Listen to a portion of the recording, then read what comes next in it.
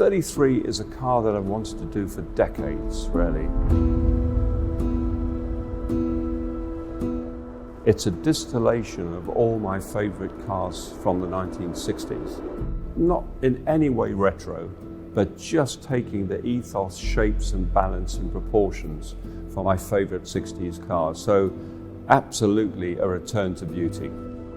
I think everybody was expecting us to do a sort of a diluted T50, if you like. It couldn't be more different. It's a completely new architecture, new chassis technology, a new carbon safety cell. It's a clean sheet of paper, ground up motor car. So not even a version, if you like, of T50. It's very, very different. And we've taken the opportunity to redesign the engine, taking 1,000 revs off the top, still revs to 11,000. But that allows us to torque fill even more lower down. But it's still got all the glorious attributes that wonderful V12 has.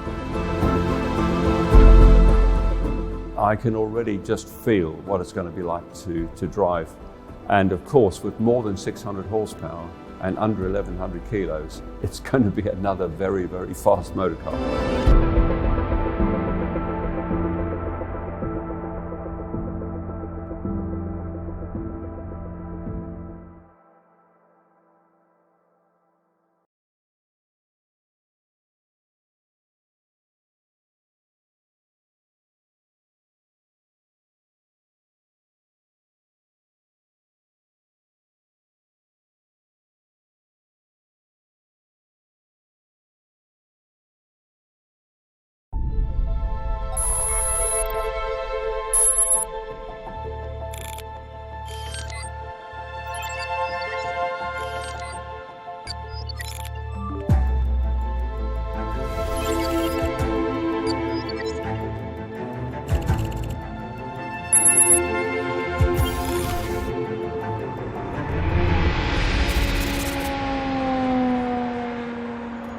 Technology is a wonderful thing, isn't it? And there's no piece of technology that I'd rather be sitting in than this, the first road-going T50 from Gordon Murray Automotive.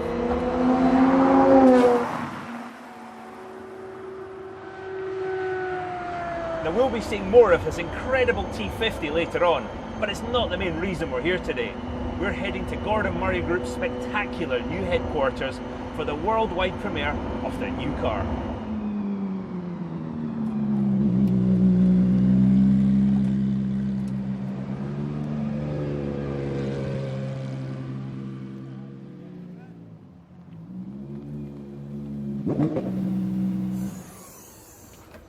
Now it's early days, but soon this will be the world headquarters for the entire Gordon Murray Group, including automotive.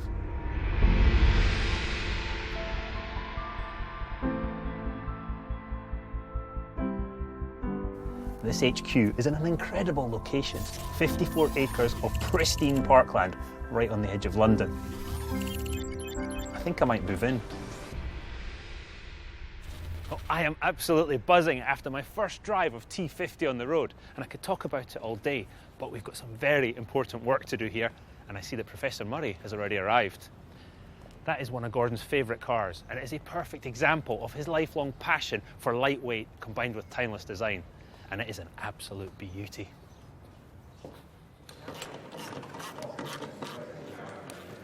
This is the T50 production facility. As you can see, there's a lot of activity going on, but I'm looking for one man in particular.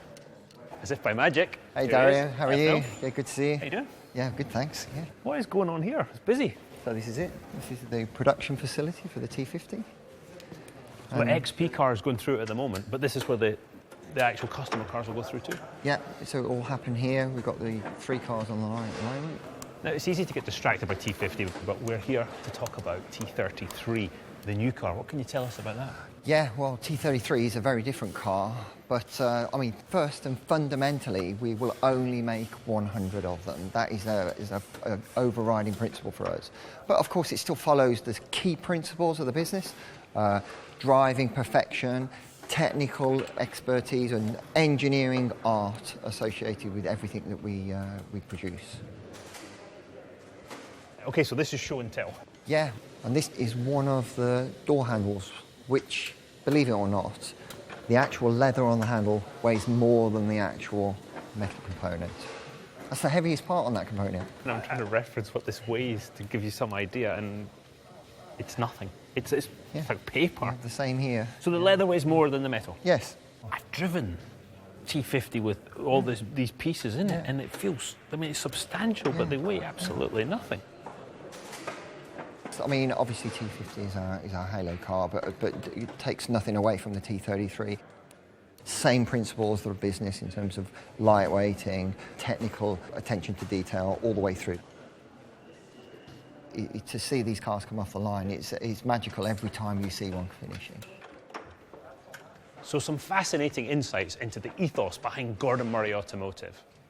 Now I'm hearing that there's some last-minute preparations before we can actually get to see T33. So first, from an engineering and design point of view, how did we actually get here?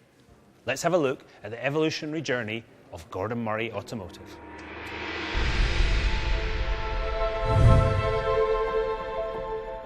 Gordon Murray's first Grand Prix winning car is the Brabham BT44. The 1975 version is reckoned to be one of the most elegant Formula One cars of all time. Powered by the famous Ford Cosworth DFV, it is also competitive. In this period, Gordon's cars win 5 Grand Prix, 4 of them with the great Argentinian driver Carlos Reutemann. In '83, Gordon is still at Brabham. Last-minute rule changes mean that he's had to design and build a new car in 14 weeks. It's another timelessly beautiful design, the BT52, which takes Nelson Piquet to his second World Championship.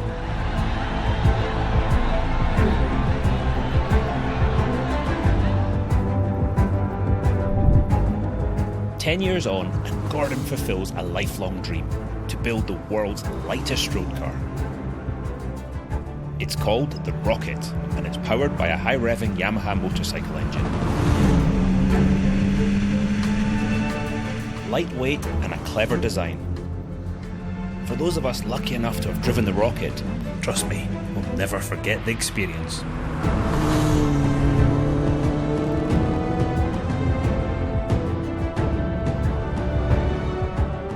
Over time, Gordon has been recognised as one of the great automotive designers.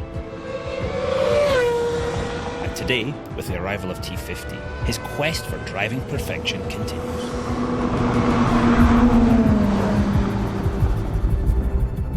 What on earth will Gordon Murray think of next? I, for one, cannot wait to find out.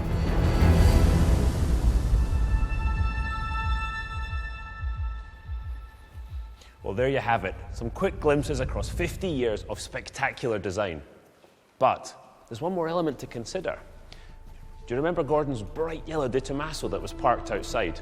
Well, it's part of his collection of classic 60s cars. They all had a big impact on a young Gordon Murray and have 2 things in common: lightweight and beautiful design. When you combine stunning aesthetics and today's technical wizardry, you arrive at Gordon Murray Automotive's latest creation. And here it is, the T33.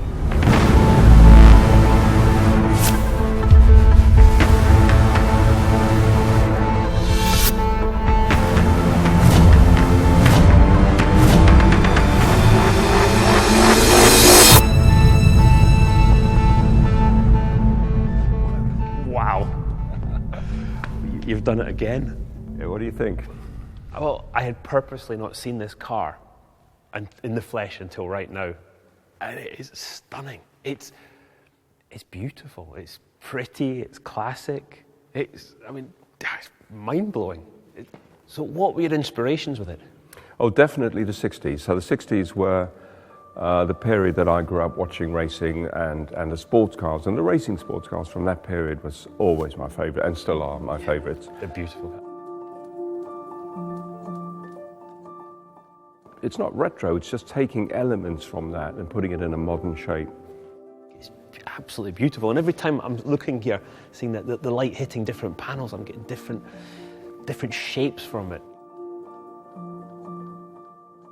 You must be really proud of this. No, I think we all are, the whole team, and it's a pretty little thing. And hopefully it'll still look pretty in 20, 30 years' time. That's the plan. When you say little, give me some idea of the size, because it looks quite it's got a lot of presence. It looks quite a big car.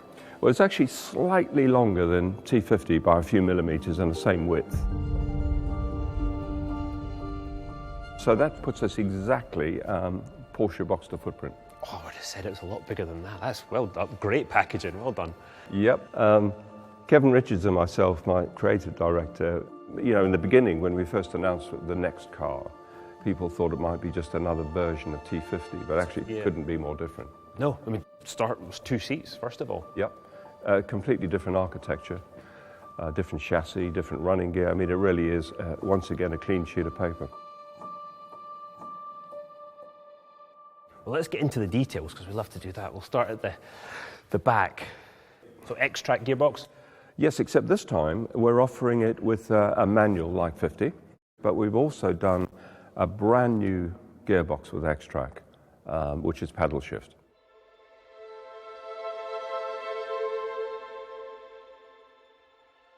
And once again, a very usable motor car. Yeah, that's what we've always promised people. So luggage in the front? Yes, it's 3 luggage compartments. It's so we've got a front compartment, which is fairly typical on a supercar, but then we've got 2 side compartments here, a bit like 50. They top load with the suitcases, but it's rear hinged and they're open sideways like this, like the old-fashioned suicide doors. So. That'll be dramatic outside the hotel, wouldn't it? Yes. Fantastic. So moving forward, I mean, 2 seats, as you said, but driver-centric again. Absolutely. So everything driver-focused, secondary controls, primary controls, absolutely the same ethos as T50. And the same quality of switch gear and all that. We're not backing off at all. Anything we do will have engineering art. Which is one of the principles of Gordon Murray Automotive. Absolutely. Traditional mirrors this time. Yes, so the central driving position meant the mirrors would have had to be right in the middle of the front wing, which... not a good look. No. Kevin and myself just didn't want that to happen. But once you go to a conventional right or left-hand drive, and we're offering it in both, you can actually go to conventional mirrors. So left and right-hand drive, so federalised as well? Fully federalised, yeah. Oof, must be a headache to get that. Yeah, and a lot of money.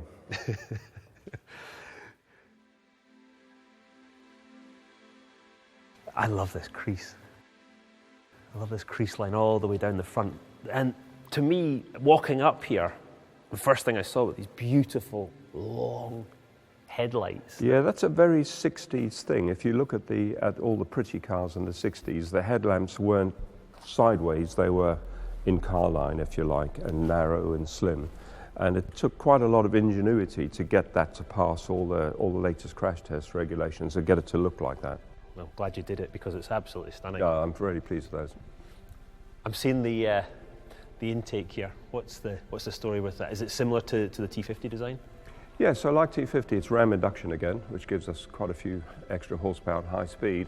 But unlike 50, where this inlet is actually part of the monocoque on T50, this is a separate item, and this is attached directly to the engine like a 1960s or 70s racing car.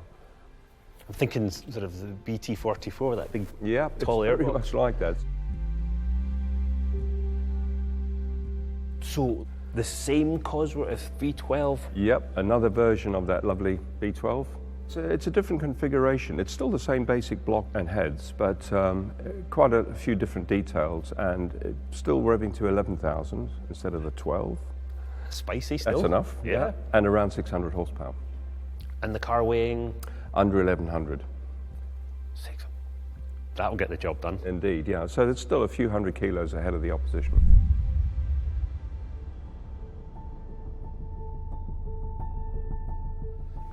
I think we know a lot more about this engine now than we did when we launched T50. Indeed, I mean, when we launched 50, we all hoped it was going to be the world's best ever road car engine. That's what we told people. Now, you've driven it, and I've driven it. We know it is. Oh, absolutely. So obviously the basic configuration, the block and the heads are the same as T50, but actually it's quite a different engine. It has a completely new induction system and a new exhaust system, completely different cams, mods to the cylinder head, different variable valve timing. But still 3.9, still 3.9 litres? Yeah, it's exactly the same capacity, same bore and stroke, but actually quite a different version of the engine. But the same family? Oh, absolutely, yeah. This is still, the throttle response on this compared, if throttle response is one thing, but if you couple that with a lightweight vehicle, you get instantaneous acceleration, and that throttle response I don't think will ever be bettered. No, I think this is definitely the high point of the internal combustion engine. Let's go have one last look at it before we go.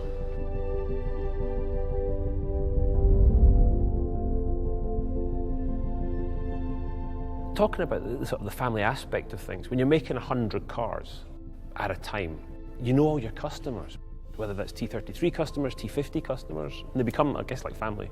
It's so important to us, the family feel and the customer journey, and feeling part of it, and understanding not just the car, but what goes into the car. And we're finding already with T50 owners, they're really enjoying that experience. I really think you've nailed it. Absolutely beautiful. Well, for our last non-hybrid car, it had to be something really special. Mission accomplished. Yep. You still got the T50 here? I have. Can I get a lift? Yeah, but I'm driving.